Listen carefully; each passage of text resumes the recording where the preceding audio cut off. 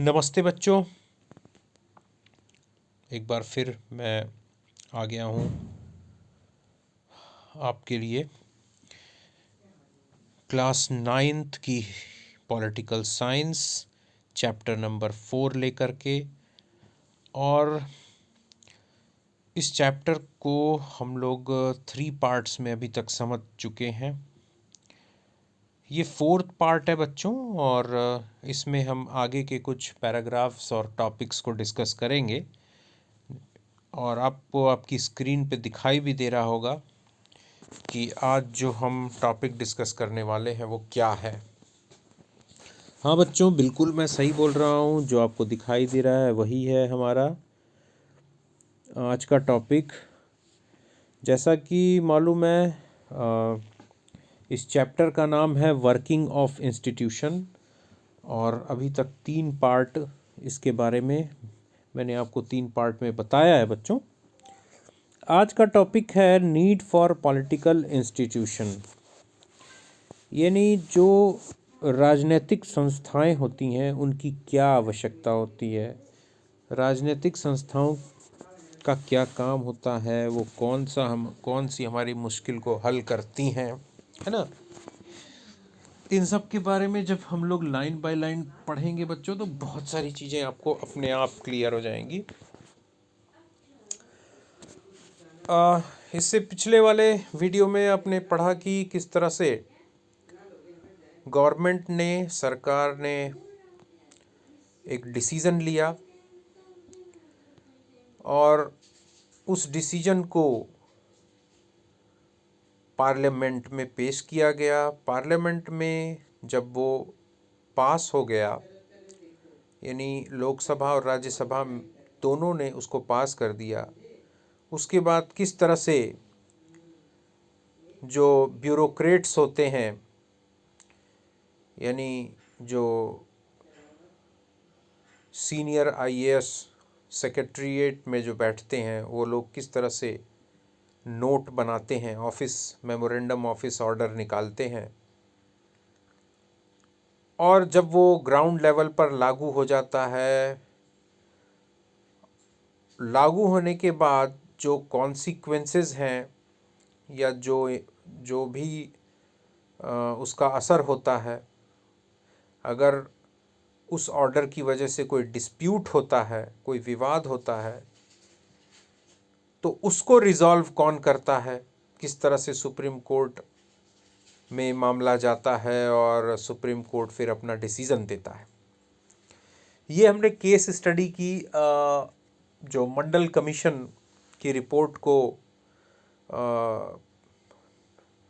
Prime minister VP Singh ने implement किया, 27% reservation for other backward classes, socially and educationally backward classes, SEBC उस समय था ये, है ना। तो किस तरह से देश में थोड़ा विवाद की स्थिति उत्पन्न हो गई, और फिर बाद में सुप्रीम कोर्ट ने उस पर अपना निर्णय दिया। ठीक है बच्चों, हमको उस विवाद से कोई लेना देना नहीं है। हमको ये केस इसलिए दिया गया कि आपको ये समझाना था कि एक लोकतंत्र में जो संस्थाएं होती हैं, राजनीतिक संस्थाएं होती हैं, वो किस तरह से निर्णय लेती हैं, स्टेप बाय स्टेप निर्णय को ज़मीनी स्तर पर किस तरह से लागू किया जाता है, इस प्रक्रिया को हमने समझा। अब आते हैं कि हमें राजनीतिक संस्थाओं की आवश्यकता आखिर क्यों होती है, राजनीतिक संस्थाएं क्या हमारे लिए करती हैं, उसको हम लाइन बाय लाइन पढ़ते हैं। We have seen one example of how the government works. Governing a country involves various such activities. For example, the government is responsible for ensuring security to the citizens and providing facilities for education and health to all. हमने एक उदाहरण के द्वारा ये देखा कि सरकार कैसे काम करती है, और जब एक देश को गवर्न करना होता है, उस पर शासन करना होता है, तो उसमें बहुत सारी गतिविधियां शामिल होती हैं। जैसे सरकार की ये जिम्मेदारी होती है कि वो प्रत्येक नागरिक की सुरक्षा सुनिश्चित करे, और उसे शिक्षा और स्वास्थ्य जैसी सुविधाएं प्रदान करे। It collects taxes and spends the money thus raised on administration, defense and development programs. सरकार धन इकट्ठा करती है टैक्स के द्वारा, टैक्स लगाती है, कर लगाती है, उससे पैसा आता है और फिर उस पैसे को खर्च करती है शासन प्रशासन करने में, देश की सुरक्षा में, यानी डिफेंस यानी देश की सुरक्षा में, और देश में होने वाले विकास कार्यक्रमों में। It formulates and implements several welfare schemes. और सरकार जो है योजना बनाती है और उन योजनाओं को लागू करती है जो कि कल्याणकारी, नागरिकों के कल्याण से संबंधित होती हैं। ठीक है, नागरिकों का, है ना, आम आदमी के कल्याण से संबंधित जो योजनाएं होती हैं उनको फॉर्मुलेट करना, यानी उनका बनाना, उनके बारे में विचार करना, उनको बनाना और फिर उनको लागू करना, है ना, ये सब सरकार का काम होता है। Some persons have to take decisions on how to go about these activities. और कुछ लोगों को इस बात का निर्णय लेना होता है कि इन सब गतिविधियों को किस तरीके से संचालित किया जाए। Others have to implement these decisions. और कुछ लोगों का काम होता है कि जो निर्णय पहले वाले लोगों ने जो निर्णय लिया उस निर्णय को लागू कैसे करना है, ये काम होता है कुछ दूसरे लोगों का। If dispute arise on these decision or in their implementation, there should be someone to determine what is right and what is wrong. और यदि उस निर्णय को दूसरे व्यक्ति ने लागू कर दिया तो यदि उस निर्णय की वजह से कोई विवाद जैसी स्थिति उत्पन्न हो जाती है, कोई विवाद हो जाता है, तो कुछ लोग ऐसे भी होते हैं जो ये निर्धारित करें कि क्या सही है और क्या गलत है ना। It is important that everyone should know who is responsible for doing what. और ये सबसे महत्वपूर्ण बात ये है कि सभी लोगों को ये मालूम होना चाहिए, जानकारी होनी चाहिए कि कौन किस चीज़ के लिए जिम्मेदार है, क्या करने के लिए जिम्मेदार है, ये अच्छी तरह लोगों को मालूम होना चाहिए। It is also important that these activities keep taking place even if the persons इन की पोजिशंस चेंज। और ये भी बहुत महत्वपूर्ण है कि ये गतिविधियां निर्बाध रूप से चलती रहती हैं, भले ही उन गतिविधियों या उन निर्णयों को लेने वाले लोग बदलते रहें तो भी ये गतिविधियां बंद नहीं होती, ये चलती रहती हैं अपने नियमों के अनुसार। यानी आदमी आते जाते रहते हैं, है ना, किसी पद पर प्रधानमंत्री आज कोई है, कल को कोई दूसरा हो जाएगा। लोकसभा में, है ना, आज जो सदस्य हैं हो सकता है कल वो बदल जाएं, कल कोई दूसरे सदस्य चुन के आ जाएं, पर जो प्रक्रियाएं हैं, जो क्रियाकलाप हैं, जो गतिविधियां हैं, जो एक्टिविटीज़ हैं, वो चलती रहती हैं। So to attend to all these task several arrangements are made in all modern democracies. So such arrangements are called institution, है ना। इन सभी कार्यों को, ठीक है, इन सभी प्रबंधों को बढ़िया तरीके से करने के लिए, ठीक है, सभी आधुनिक लोकतांत्रिक देशों में कुछ व्यवस्थाएं होती हैं, कुछ व्यवस्था की जाती है और इन्हीं व्यवस्थाओं को हम लोग इंस्टीट्यूशन बोलते हैं, संस्थाएं बोलते हैं। A democracy works well when these institutions perform function assigned to them. एक लोकतंत्र तभी अच्छा काम करता है जब संस्थाओं को, निर्धारित संस्थाओं को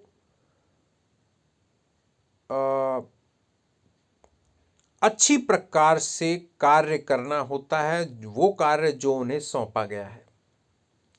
यानी लोकतंत्र में जो अलग अलग संस्थाएं होती हैं उनको अलग अलग काम जो दिया जाता है कि आपको ये काम करना है, आपको ये काम करना है, और यदि वो अपने कार्यों को अच्छे तरीके से करते हैं तो लोकतंत्र को हम मानते हैं कि वो सफल है, या लोकतांत्रिक देश पूर्ण तरह से लोकतांत्रिक है और अपना कार्य अच्छे से कर रहा है। The constitution of any country lays down basic rules on the powers and functions of each institution. किसी भी देश का जो संविधान होता है वो इस बात को निर्धारित करता है कि उस देश में जितनी भी राजनीतिक संस्थाएं होती हैं उनकी शक्तियां क्या हैं और उनके कार्य क्या हैं, ये संविधान निर्धारित करता है। संविधान जो होता है, कॉन्स्टिट्यूशन है, उसका काम ये है कि वो जितनी भी संस्थाएं होती हैं, यानी जितने ऑर्गन्स होते हैं गवर्नमेंट के, उनको वो उनके बारे में व्याख्या करे कि, और उनकी सीमाएं निर्धारित करे, उनकी लिमिट्स बताए, ठीक है, उनके फंक्शंस बताए कि वो क्या करेंगे, उनका काम क्या है, और उनके पास कौन सी शक्ति है, कौन से अधिकार हैं। देखो, in the example above we saw several such institution at work, और हमने जो ऊपर एग्जाम्पल पढ़ा वो मंडल कमीशन वाला, उसमें आपने देखा कि किस तरह से विभिन्न संस्थाएं काम करती हैं। First point, the prime minister and the cabinet are institution that take all important policy decision. हमको ये समझ में आया कि प्रधानमंत्री और उनकी जो मंत्री परिषद है, उनकी जो कैबिनेट है, ये ऐसी संस्थाएं हैं जो सभी महत्वपूर्ण नीतिगत निर्णय लेते हैं। The civil servants working together are responsible for taking steps to implement the minister's decision। और जो नौकरशाह हैं, जो लोक सेवक हैं, IAS IPS अधिकारी, सरकारी कर्मचारी अधिकारी जो कि एक साथ काम करते हैं, वो जिम्मेदार हैं मंत्रियों के द्वारा लिए गए निर्णय को लागू करने में। मंत्री महोदय ने यदि निर्णय लिया तो उस निर्णय को पूरे देश में किस तरीके से लागू किया जाए, ये काम होता है लोक सेवकों का। लोक सेवक यानी IAS IPS जो अधिकारी होते हैं उनका। फिर तीसरा है, Supreme Court is an institution where disputes between citizens and the government are finally settled. और सुप्रीम कोर्ट एक ऐसी संस्था है जहां पर यदि नागरिकों और सरकार के बीच में कोई विवाद है तो उसको सुलझाना, उसको सेटल करना, ये सुप्रीम कोर्ट का काम होता है। Can you think of some other institutions in this example, what is their role? क्या हमने जो एग्जाम्पल ऊपर पढ़ा, क्या आप सोच सकते हैं कि कुछ और भी संस्थाएं होती हैं जो कि इम्पॉर्टेंट रोल अदा करती हैं? तो यदि हैं तो उनकी भूमिका क्या है? चलो इसमें और आगे पढ़ते हैं कि क्या है। Working with institutions is not easy. Institutions involve rules and regulation. संस्थाओं के साथ काम करना बहुत आसान नहीं होता। संस्थाओं में नियम और कानून होते हैं। This can bind the hands of leaders. इसके कारण नेताओं के हाथ बंधे रहते हैं। यानी आप लोकतंत्र में जो संस्थाएं होती हैं और जो संविधान का पालन करती हैं, वो अपनी मनमर्जी से कोई काम नहीं कर सकती और न दूसरे को करने दे सकती हैं। ये संस्थाएं नियमों से बंधी होती हैं, कानूनों से बंधी होती हैं, इसलिए मनमाना निर्णय नहीं लिया जा सकता नेताओं के द्वारा। ठीक है। Institutions involve meetings, committees and routines. संस्थाओं में बैठकें होती हैं, कमेटियां होती हैं, उनका कुछ रूटीन होता है, दिनचर्या होती है उनकी। This often leads to delays and complication. इसके कारण अक्सर देरी होती है, विलंब होता है, लेट होती है डिसीजन लेने में और उसको लागू करने में। ठीक है, therefore dealing with institution can be frustrating. इसलिए संस्थाओं के साथ डील करना कभी कभी तनाव भरा, मुश्किलों भरा, कठिनाई भरा, फ्रस्ट्रेट करने वाला, है ना, परेशान करने वाला हो जाता है। One might feel that it is much better to have one person take all decision without any rules, procedure and meetings. कभी कभी तो कोई व्यक्ति ऐसा भी महसूस करता है कि यार ये तो इसको मैं समझाता हूँ। देखो, समझो कि यदि कुछ ज़रूरी हुआ, कोई इशू हुआ, कोई मामला हुआ और सरकार को कोई डिसीज़न लेना है, कोई निर्णय करना है उस मामले पर, तो पहले कैबिनेट की मीटिंग होगी, फिर प्रधानमंत्री और उनकी मंत्री परिषद उस मीटिंग पर डिस्कस करेंगे, डिबेट करेंगे, बातचीत करेंगे, फिर कोई निर्णय लेंगे। निर्णय लेने के बाद बच्चों, निर्णय उन्होंने ले लिया, लेकिन बच्चों पार्लियामेंट्री फॉर्म ऑफ गवर्नमेंट है ना, संसदीय सरकारी व्यवस्था है। तो सरकार कोई भी डिसीजन लेती है तो सरकार का कर्तव्य होता है, कर्तव्य क्या, वो बाध्य है सरकार कि वो पार्लियामेंट को जरूर सूचित करेगी, है ना। यानी संसद में सरकार जरूर बताएगी कि हम क्या करने जा रहे हैं, उसको बताना ही है। फिर संसद में बताया जाएगा कि भाई हमने ये निर्णय लिया है और हम ये लागू करने जा रहे हैं। उसके बाद संसद की सहमति ली जाएगी, यानी लोकसभा और राज्यसभा के जो मेंबर्स हैं उसको पास करेंगे।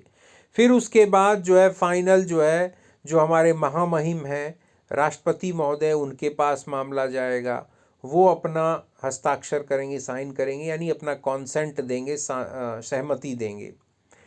बच्चों इसके बाद वो फिर सेक्रेटरीट में आएगा, सचिवालय में आएगा, जहाँ सीनियर आईएएस आईपीएस वगैरह जो होते हैं, सेक्रेटरी होते हैं, वो ऑफिस ऑर्डर उसको ड्राफ्ट करेंगे, उसकी ड्राफ्टिंग करेंगे, यानी उसको लिखेंगे किस तरह से क्या लागू करना है, क्या कहाँ कहाँ लागू करना है, कैसे करना है, वो ड्राफ्टिंग होगी। ड्राफ्टिंग होने के बाद ऑफिस मेमोरेंडम, ऑफिस ऑर्डर जारी होगा।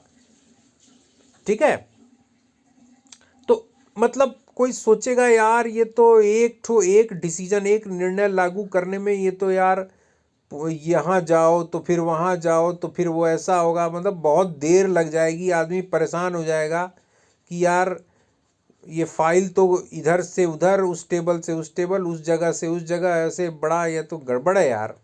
इससे अच्छा कि एक आदमी अपने मन मर्जी से बिना ये सब इधर उधर का वो ताम झाम बटोरे अपना निर्णय ले और लागू करे तुरंत।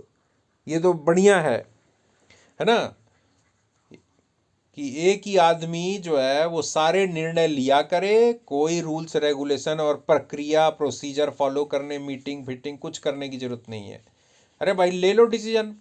But that is not the spirit of democracy. लेकिन उस एक आदमी के द्वारा लिया गया निर्णय बिना किसी प्रक्रिया का पालन किए, यदि एक आदमी बिना किसी नियम कानून को ध्यान में रखे अगर निर्णय लेता है, तो ये लोकतंत्र की आत्मा के विरुद्ध है। लोकतंत्र इसको नहीं कहते। Some of the delays and complications introduced by institutions are very useful. कभी कभी ये जो देरी होती है संस्थाओं की वजह से, निर्णय लेने में जो देरी होती है, जो कॉम्प्लिकेशंस आते हैं, है ना, वो कभी कभी बहुत उपयोगी होते हैं। कैसे?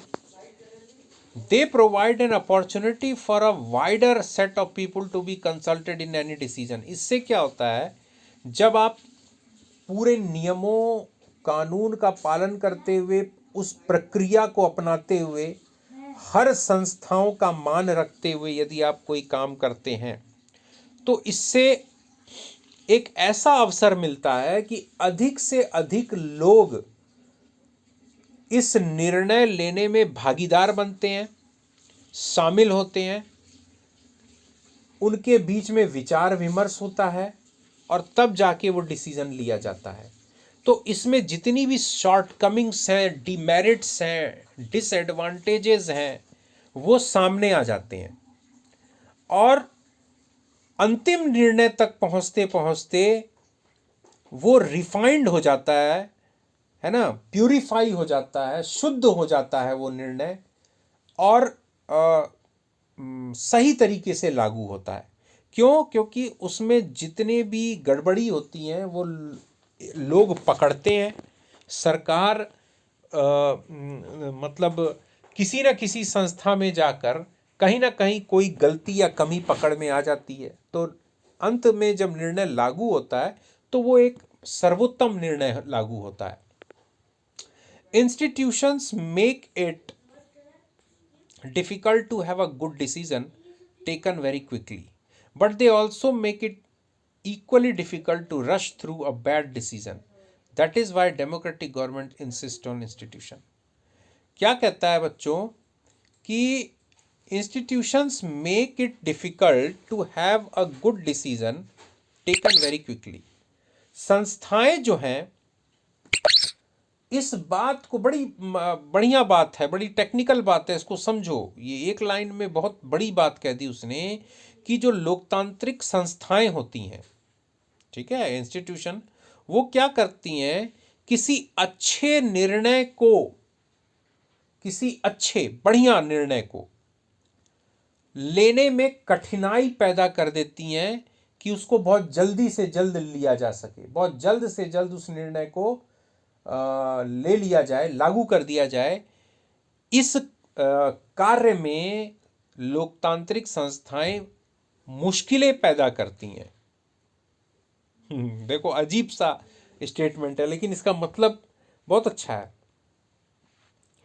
कि जैसे प्रधानमंत्री को और उनकी मंत्री परिषद को लगा कि अरे ये अगर हमारे देश की जनता के लिए ये नीति बना दी जाए तो बड़ा बढ़िया है, ठीक है, और बस उसको तुरंत लागू कर दिया जाए। लेकिन नहीं, प्रधानमंत्री और उनकी मंत्री परिषद को लगा कि ऐसा नीति बना दिया जाए तो लोगों के लिए बहुत अच्छा होगा।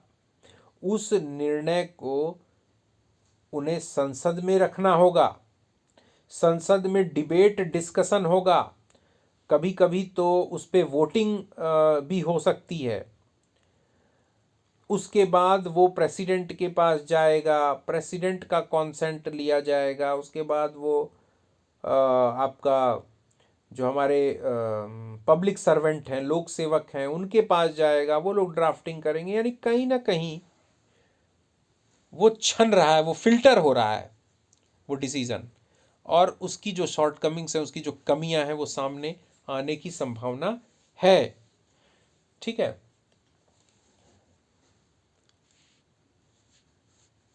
But they also make it equally difficult to rush through a bad decision. यदि अच्छे निर्णय देरी से लिए जा रहे हैं तो ये संस्थाएं एक काम और करती हैं, बुरे निर्णय भी इतनी आसानी से नहीं लिए जा सकते। कहने का मतलब है लोकतंत्र में आप रात को सोए सुबह उठे और आपने जो है कोई आदेश जारी कर दिया, कोई नीतिगत निर्णय ले लिया देश के लिए, ऐसा नहीं होता। लोकतंत्र में सभी संस्थाओं का सम्मान करते हुए, उनकी प्रक्रियाओं और नियमों का पालन करते हुए कोई डिसीजन लिया जाता है, चाहे वो निर्णय अच्छा हो चाहे वो निर्णय बुरा हो, ठीक है।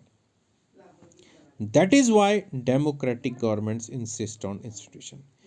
इसीलिए लोकतांत्रिक सरकारें जो हैं वो संस्थाओं पर निर्भर होती हैं, है ना, अपने से जुड़ी संस्थाओं पर निर्भर होती हैं, क्योंकि ये जो संस्थाएं होती हैं लोकतंत्र को मजबूत बनाती हैं, ठीक है। किसी भी डिसीजन को एक उचित प्रक्रिया के तहत ही लिया जाता है और वो ही लोगों के लिए हितकारी होता है। बच्चों, आज का वीडियो थोड़ा सा लंबा हो गया है और इसलिए अब इसको समाप्त किया जाता है। कल हम लोग पार्लियामेंट के बारे में पढ़ेंगे। पार्लियामेंट आखिर क्या रोल है, होता है पार्लियामेंट का। पार्लियामेंट एक इंस्टीट्यूशन है, एक पॉलिटिकल इंस्टीट्यूशन है। आप पढ़ते आ रहे हो, क्लास 8th में पढ़ा, आपने 9th में पढ़ा होगा, ठीक है। इसमें थोड़ा सा और हम लोग सॉरी 9th में नहीं, क्लास 8th में पढ़ा होगा आपने पार्लियामेंट के बारे में। तो 9th में अब हम हैं, और इसको थोड़ा सा रिफाइंड तरीके से और अच्छे से हम लोग समझेंगे, ठीक है बच्चों। ठीक है, आज का वीडियो यहीं तक। ओके।